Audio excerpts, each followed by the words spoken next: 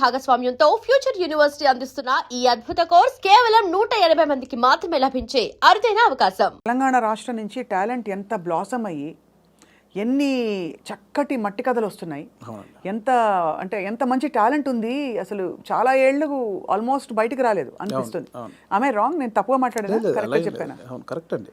ఇప్పుడు బయటికి రావడం, కట్టలు తెంచుకుని ఒక్కొక్కళ్ళు అంటే ఇక్కడ ఈ గడ్డ మీద ఉండే ఆలోచన ఏంటది, ధాటి అంటారు చూడండి, ఆ కన్విక్షన్ అది చాలా గొప్పదండి.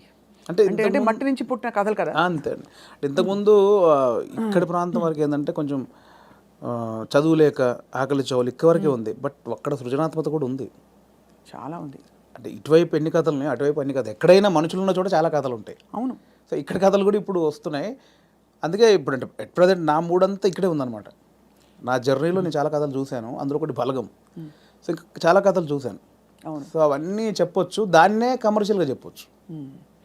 ఇప్పుడైతే మరి మీ రెండో సినిమా వివరాలు అడగచ్చా? ఇంకా సూనా?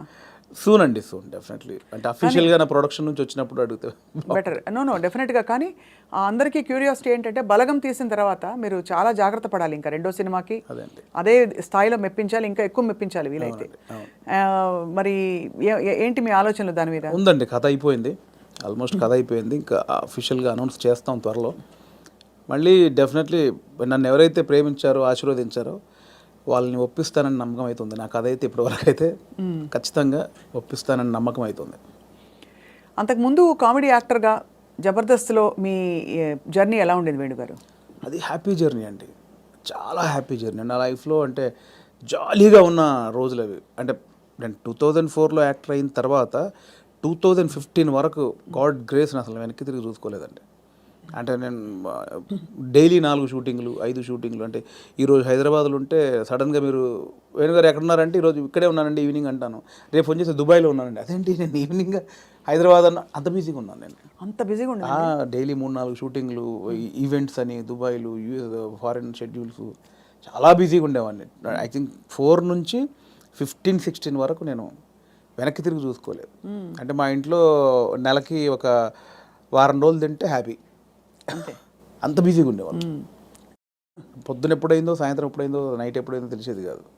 సో 15 తర్వాత కొంచెం జబర్దస్త్ నుంచి బయటకు వచ్చి అప్పుడు ఇంకేమైనా చేసుకోవాలని ఈ బలగం ఏదైతే దానికి ప్లానింగ్లో ఉన్నప్పుడు మాత్రం కొంచెం ఒక 3-4 ఇయర్స్ బాగా స్ట్రగుల్ అయ్యాను.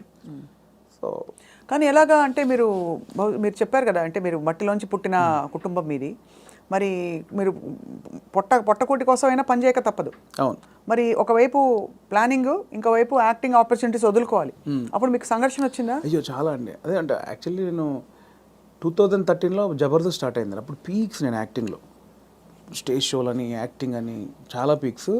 ఆ జబర్దస్త్కి వెళ్ళిన తర్వాత మేము ఎక్స్పెక్ట్ చేయలేదు. మాది స్టార్టింగ్ స్టేజ్, మాది స్టార్టింగ్ టీం, మాది ఎక్స్పెక్ట్ చేయలేదు. యాక్చువల్గా జస్ట్ ఒక 13 డేస్, ఒక 4 రోజులు ఇవ్వండి చాలు అని తిరిగేవాళ్ళు. మా వెనకాల తిరిగేవాళ్ళు.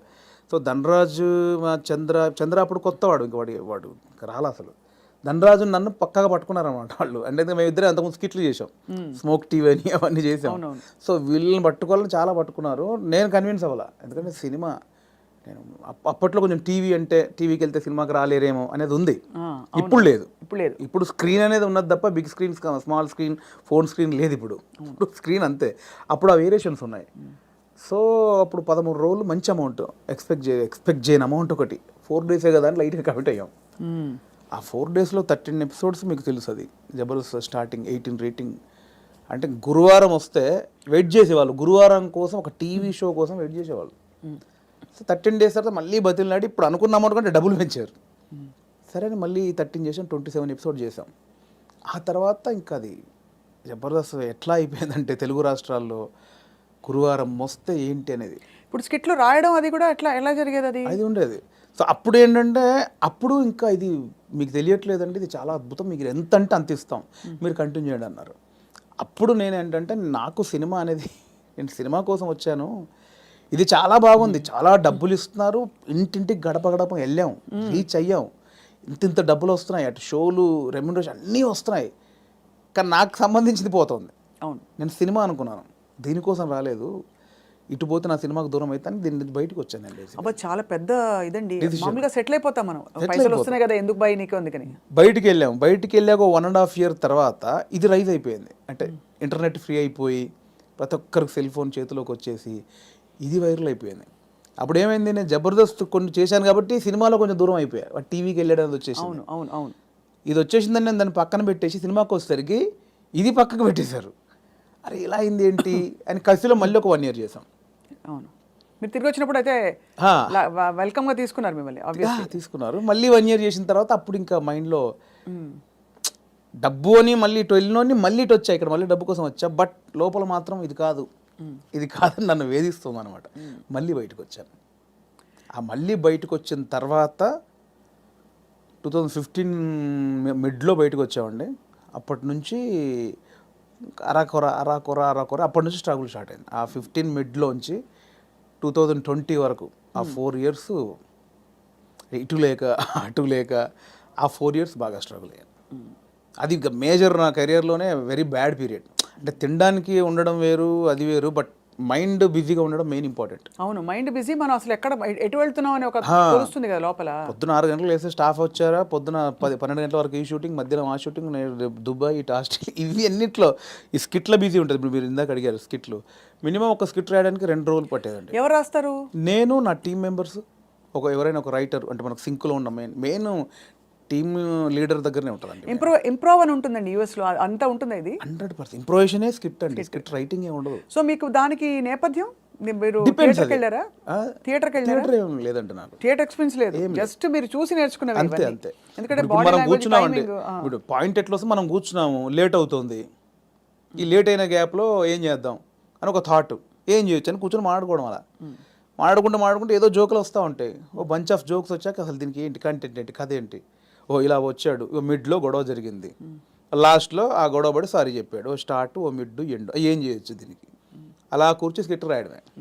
అలా టీం అంతా రాయడం, ఆలోచన ఎక్కడ పాయింట్ వస్తుంటుంది. అది టైమింగ్ ఎడిటింగ్లో అసలు అంటే మా టైంలో అయితే ఎడిటింగ్ సెన్స్ లేకుండానే దింపేసేవాళ్ళం అండి. నింపేశారు. ఇప్పుడు ఎలా ఉందో నాకు తెలియదు.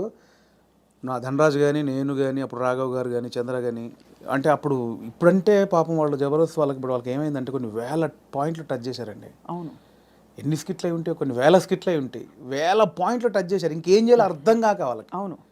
అప్పుడు మేము కొత్త కాబట్టి మాకు అన్ని కొత్తయే. ఆల్ పాయింట్స్ ఇప్పుడు అత్తా కోడళ్ళు ఓ 100 పాయింట్లు ఉంటాయి. అప్పుడు మాకు అవన్నీ కొత్త. ఇప్పుడు అత్తా కోడలు చేయమంటే ఏది చేసినా కూడా ఆల్రెడీ చేసినట్టే ఉంటుంది. సో అట్లా మాకు చాలా పాయింట్స్ దొరికేవి. ఇప్పుడు చంద్ర మొత్తం ఫ్యామిలీస్ మీదకి వెళ్ళిపోయాడు, నేను అన్నీ కొంచెం టిపికల్గా ఉండాలి, అది నేను ఈ కొంచెం కొత్తగా ఏదో చేసేవాడిని, ధనరాజ్ ఇంకో, అట్లా ఎవరి కేటగిరీ వాళ్ళకు ఉండేది. సో అప్పుడు పోటాపోటీ బాగా చేసాము.